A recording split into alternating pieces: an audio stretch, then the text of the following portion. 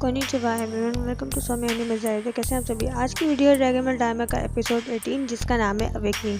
तो मैं इस एपिसोड का रिव्यू दूंगी, लेकिन इससे पहले अगर आप लोगों ने मेरा चैनल सब्सक्राइब नहीं किया तो प्लीज़ आके पहले उसे सब्सक्राइब करें ताकि आप लोगों को मेरी वीडियो की नोटिफिकेशन जल्दी मिल सके। और क्योंकि ये एपिसोड बहुत ज़्यादा ज़बरदस्त होने वाला है तो इस वीडियो को आगे भी शेयर कर देना जो भी एनिमे के फ़ैन है। तो चलिए फिर इस मज़ेदार एनिमे एपिसोड रिव्यू को शुरू करते हैं। तो इससे पहले वाले एपिसोड में हमने देखा था एपिसोड का एंड होता है गोकू की सुपर सैयन 3 पे। अब गोकू का ये रूप देखकर पैंसी और ही ज़्यादा हैरान हो जाती है। फिर उसके बाद गोमा गोकू से कहता है अब ये कौन सा फनी सा मैजिक है, उसे नहीं पता, ये कोई मजाक नहीं है। उसके बाद गोकू टेलीपोर्ट होता है और तेजी से उसे पंच करता है और ये स्पीड देखकर डेगेत्सु और गोमा दोनों हैरान हो जाते हैं। और यहाँ शुरू होती है गोकू और गोमा की फाइट। तो गोकू जब की ब्लास्ट का अटैक कर ही रहा होता है और तेजी से उस पर हमला करता है तो वहाँ सभी लोग बहुत ज़्यादा खुश होते हैं और गोकू को चीयर अप कर रहे होते हैं। यहाँ तक के माजिंदू और माजिनकू भी गोकू के साथ होते हैं। उसके बाद तमागामी और माजिंदू गोकू की मदद करने आ जाते हैं, लेकिन यहाँ पे होता ये है कि गोमा उन दोनों पे हमला करता है और दोनों को गिरा देता है। फिर माजिंदू को एक बहुत बड़ी कुकी लाकर देता है। वो हमेशा अपने बड़े भाई होने का फर्ज निभाता है। उसके बाद वो जैसे ही खाता है तो उसके अंदर पावर आ जाती है और फिर बहुत ही मज़ेदार मोमेंट यहाँ पर आता है क्योंकि माजिंदू गोकू की तरह बन जाता है सुपर सैयन 3।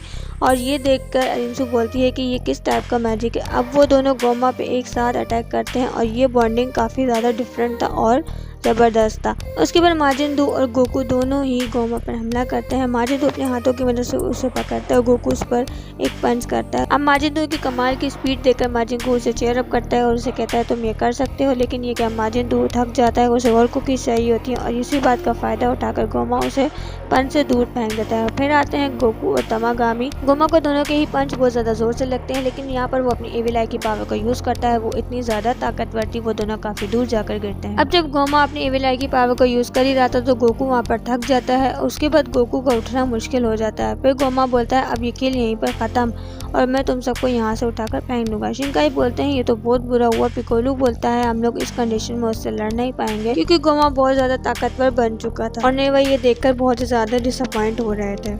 फिर जब गोमा अपनी मैजिक पावर को लॉन्च करना ही लगता है तो नेवा उसके सामने आ जाते हैं और उसके बाद नेवा अपनी मैजिक पावर से गोकू को मजीद पावर बूस्ट देते हैं, जिसके बाद ये सीन काफ़ी ज़्यादा एक्साइटेड होने वाला था। फिर गोकू बन जाता है सुपर सैयन 4। तो ये मोमेंट मेरे लिए बहुत ही ज़्यादा ज़बरदस्त था और एक्साइटेड था। इससे पहले हमने देखा कि गोकू की ट्रांसफॉर्मेशन होती है सुपर सैयन 3 में और अब इस एपिसोड में गोकू बनता है सुपर सैयन 4 और ये moment absolutely legendary moment for me. एक बार फिर अकीरा तोरियामा सेंसेई का बहुत शुक्रिया, उन्होंने इस मोमेंट को दोबारा से रिक्रिएट किया और ड्रैगन बॉल के फैंस के साथ शेयर किया। अब वहाँ पर सभी लोग गोकू को देखकर बहुत ज़्यादा हैरान हो चुके थे। तो गोमा को भी नहीं पता था वो है कि अब वो अपनी पावर को उस पर लॉन्च करने ही लगता है, लेकिन गोकू उसे आराम से पकड़ लेता है और उसी के ऊपर रिवर्स बैक कर देता है।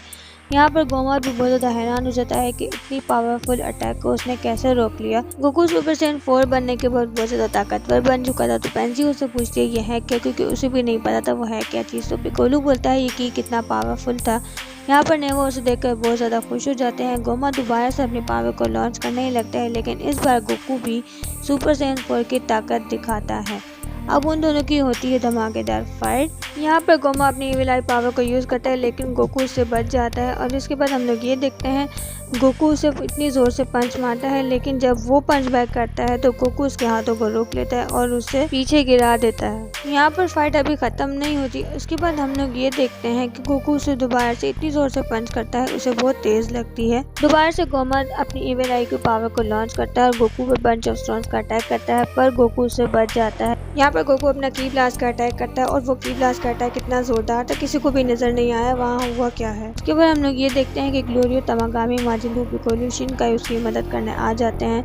उरिता वहीं पर होता है क्योंकि वो भी उड़ नहीं पा रहा था। वो सब लोग एक साथ एक टीम वर्क की तरह काम करते हैं और यहाँ पर वो लोग अपनी अपनी पावर को लॉन्च करते हैं, लेकिन यहाँ पर गोमा उन पावर्स को इजीली डॉज कर देता है और उनसे बच जाता है। यहाँ पर गोकू और गोमा की दोबारा शुरू होती है फाइट और गोकू अपना की ब्लास्ट का अटैक दोबारा करता है। अभी ग्लोरियो भी काफी तक हार चुका था, लेकिन जब वो देखता है कि गोकू इतनी कोशिश कर रहा है तो वो दोबारा से उसकी मदद करने चला जाता है। यहाँ पे ग्लोरियो अकेला नहीं होता बल्कि उसके साथ पिकोलू भी होता है। फिर ग्लोरियो और पिकोलू अपनी अपनी सिग्नेचर पावर को यूज करते हैं, लेकिन यहाँ पर गोमा भी अपनी मैजिक पावर का इस्तेमाल करता है और वो अटैक उन दोनों का नाकाम हो जाता है और वो दोनों गिर जाते हैं। यहाँ पर गोकू करता है अपना कामेहामेहा का पहला अटैक, लेकिन गोमा वहाँ पर आ जाता है और उसे पंच कर देता है। यहाँ पर गोमा समझता है कि उसका खेल खत्म हो चुका है, लेकिन ऐसा कुछ नहीं होता। यहाँ पर गोकू का कामेहामेहा का अटैक इतना ज्यादा तेज था कि उस जगह पे एक बड़ा सा होल बन जाता है। गोकू वहाँ पर देख ही रहा था। संजी बोलती है अब क्या होगा, लेकिन एविल आई की पावर वहाँ पे मजीद तेज हो जाती है। इसके बाद हम लोग ये देखते हैं गोमा कुछ ज्यादा ही ताकतवर बन जाता है और ये देखकर गोकू और बाकी सब हैरान हो जाते हैं। तो गोकू बोलता है ये नहीं हो सकता।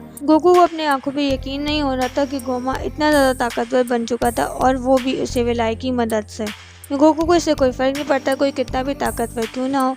गोकू फिर भी जाके उसे मारने लगते हैं, लेकिन यहाँ पर गोमा अपनी पावर की मदद से गोकू को इस स्फीयर में बंद कर देता है। और यहाँ पर संजी, बुल्मा और ग्लोरियो भी बहुत ज़्यादा हैरान हो जाते हैं। फिर ग्लोरियो के पास कॉल आती है, वो हैरान हो जाता है ये किसकी कॉल है। वो अरिंसू होती है, वो उससे बात करता है।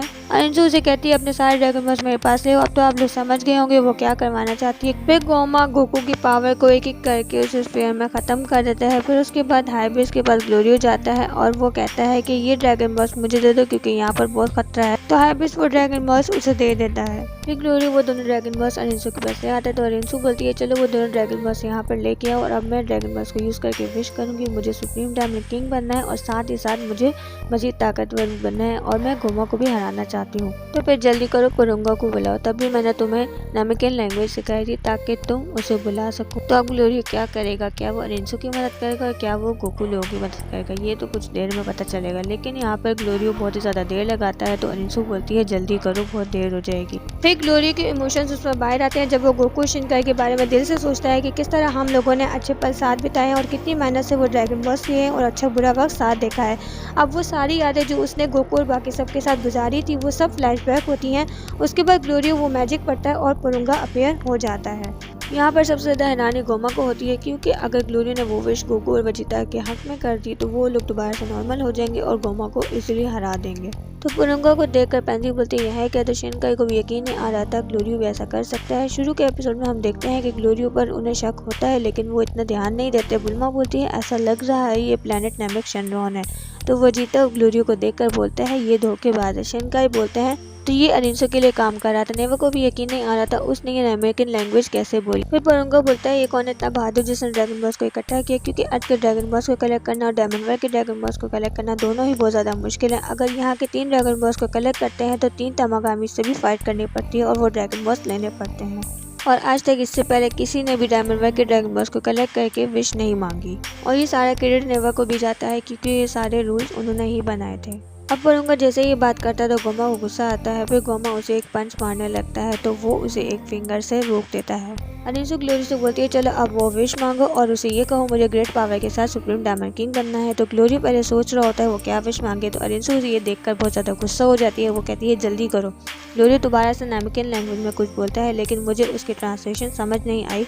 वो विश पूरी हो तो जाती है लेकिन वो क्या विश थी किसी को भी समझ नहीं आई और वो एपिसोड वहीं पर ख़त्म हो जाता है। इसका अगला एपिसोड बहुत ज़्यादा ज़बरदस्त होने वाला है क्योंकि अगले एपिसोड में हमें पता चलेगा ग्लोरियो ने पुरुंगा से क्या विश मांगी। क्या उसने अरिंसू को डायमंड किंग बनाने के लिए विश मांगी या फिर गोकू और बाकी सबको नॉर्मल करने के लिए वो विश मांगी।